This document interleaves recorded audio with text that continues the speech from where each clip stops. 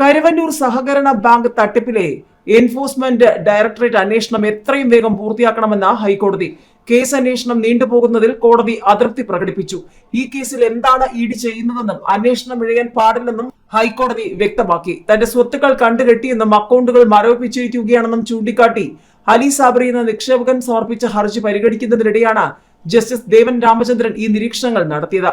അലി സാബറിയുടെ കേസുമായി ബന്ധപ്പെട്ട് ഇഡി വിചാരണ കോടതിയിൽ സമർപ്പിച്ച കുറ്റപത്രം ഹാജരാക്കാനും ഹൈക്കോടതി നിർദ്ദേശിച്ചു. കേസിൽ അന്വേഷണം അവസാന ഘട്ടത്തിലാണെന്നും കരുവന്നൂരുമായി ബന്ധപ്പെട്ട് ലഭിച്ച മൊഴികളിൽ നിന്ന് ചില രാഷ്ട്രീയ നേതാക്കളുടെ പങ്ക് വ്യക്തമായിട്ടുണ്ടെന്നും ഇഡി കോടതിയിൽ അറിയിച്ചു. ഇവർക്കടക്കം സമൻസ് അയക്കാനുള്ള തയ്യാറെടുപ്പിലാണ് തങ്ങളെന്നും ഇഡി വ്യക്തമാക്കിയിരുന്നു.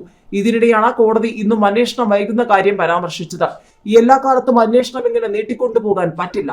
നിക്ഷേപകരടക്കം അനേകം പേരെ ബാധിക്കുന്ന കാര്യമാണത്. അന്വേഷണത്തിന് ഒരു സമയക്രമം ഉണ്ടാകണമെന്നും ഹൈക്കോടതി വ്യക്തമാക്കി. കേസ് 2 ആഴ്ചയ്ക്ക് ശേഷം വീണ്ടും പരിഗണിക്കും.